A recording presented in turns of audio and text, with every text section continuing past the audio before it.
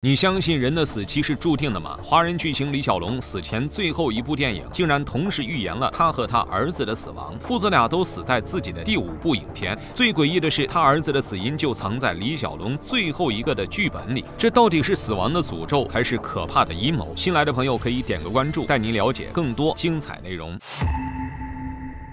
李小龙出生于1940年11月27日，他的家庭可以说是戏剧世家。其父李海泉在香港戏剧圈有较高的知名度，或许是受环境影响，李小龙很小就开始跟随叶问师傅学习咏春拳。1961年，21岁的李小龙前往美国西雅图华盛顿大学留学，主修的也有戏剧。此时美国虽然强大，但社会治安问题一直比较差，毕竟这是一个合法拥枪的国家。李小龙被一个名叫王俊的人开枪射击，身负重伤，好在2颗子弹没有命中要害，李小龙侥幸生还。一个主修戏剧的学生为何会遭人暗杀呢？这是一个谜题，却也比较好推断，这个稍后我们会提到。或许是因为受到此事的影响，李小龙决定回国发展。此时国内环境已经有了很大变化，最重要的一点是和平已经到来，这意味着中国将很快迎来一个大发展时代，戏剧也必然会因此繁荣。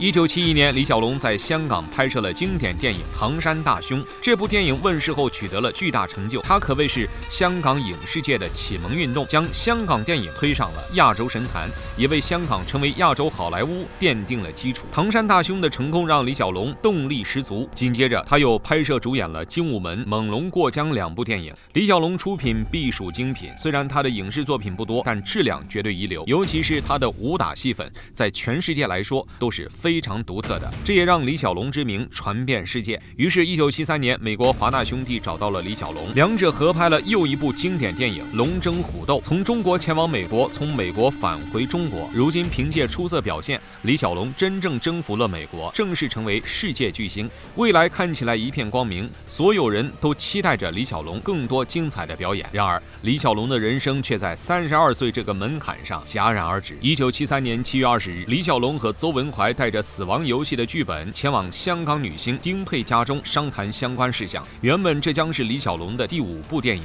他们准备凭借这部电影更进一步，却没想到这部电影成了李小龙父子的噩梦。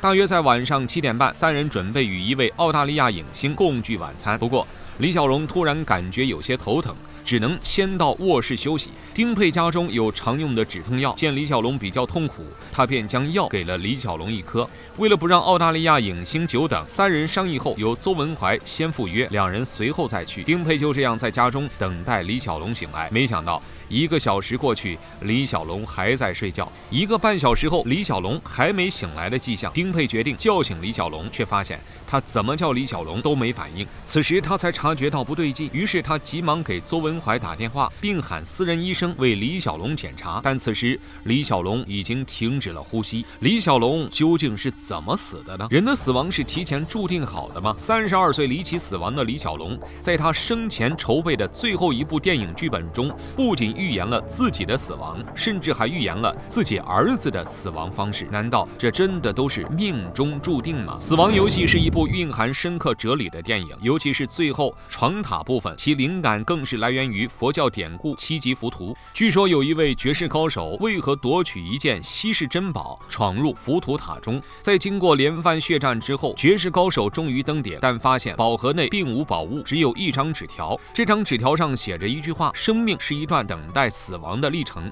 这段话的意思是，即便天下无敌，最终也要败在死亡手中，生死无常，死亡注定。李小龙在大学时期主修哲学，这个故事对他有很大的影响，也正是因此他才设计了这一剧情。但没想到的是，还没等他将电影演绎出来，他却迎来了自己的生死无常。李小龙此时在影视界几乎已经是天下无敌的高手，但最终还是败在了死亡手中，这实在让人唏嘘。李小龙的死亡让整个影视界掀起滔天巨浪，很多人都不相信他是意外死亡，毕竟他才32岁，正是一个人大展宏图的年纪，所以很多人认为他一定是被蓄意谋杀。而最后和李小龙相处的丁佩则成为最大嫌疑人。然而警方调查了李小龙喝水的杯子，也检查了丁佩给李小龙的止痛药，两者都很正常，这说明不是丁佩的问题。只不过粉丝和群众并不都是理性的，丁佩还是因为此事饱受争议，演艺事业受到重大打击。那么李小小龙究竟是怎么死的呢？有人认为李小龙或许是死于救急，毕竟作为武打演员，又是武术大师，他的身上总是会有各种各样的伤势，他身上跌打酒的味道更是长期存在。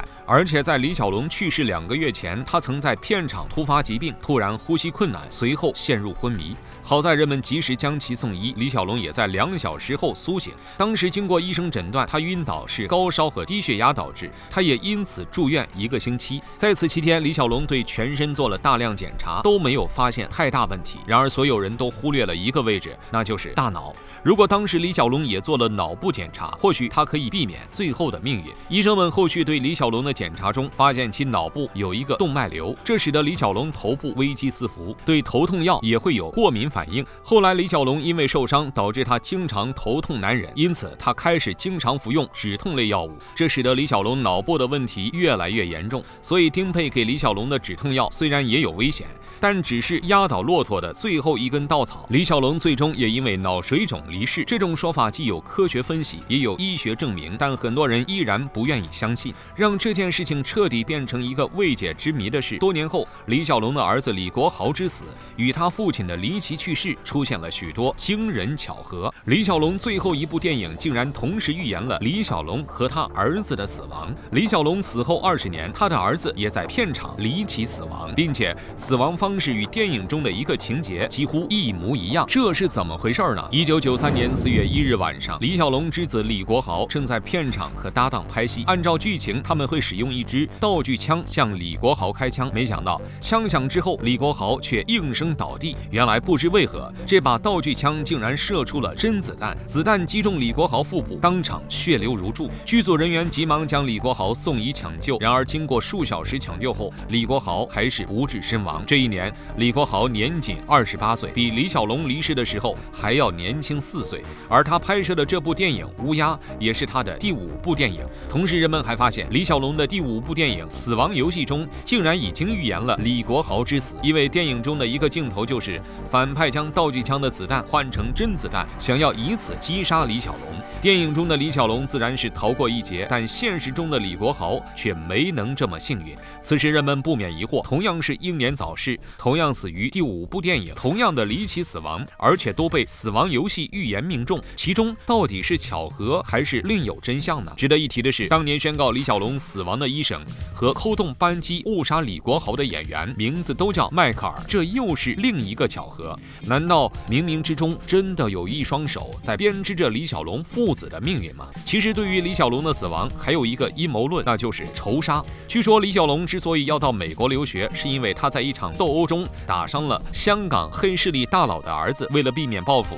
李小龙的父亲才将其送到美国。然而这并不能逃脱追杀，李小龙在美国中枪可能就是黑势力的报复。至于后面李小龙的死亡以及李国豪的死亡，可能都是黑恶势力的仇杀。这种说法也并非没有依据，尤其是李国豪之死，其中有很多蹊跷。在李国豪去世多年后，误杀他的演员迈克尔表示，这段枪戏一开始并没有，而是后面导演临时增加的戏码。如果真是如此，那么这个导演将有很大的嫌疑。即便导演和李国豪没有仇怨，谁又能保证他没有受到他人指使呢？而且道具枪里为何会有真子弹呢？官方调查的结果是，有人在前一天进行实弹射击，一颗子弹卡在枪膛中没有取出，由于工作人员疏于检查，最终导致子弹命中李国豪，从而发生这场意外。这听起来的确是个巧合，只要工作人员有一点点责任心，就不会出现这个意外。而且这种巧合再加上导演临时加戏，而又符合死亡游戏的剧本，巧合的实在有些蹊跷。当然，这也可能就是一个巧合，究竟哪个才是真相，就只有见仁见智了。大家认为李小龙父子之死究竟是意外还是其他呢？欢迎留言讨论，我们下期再见。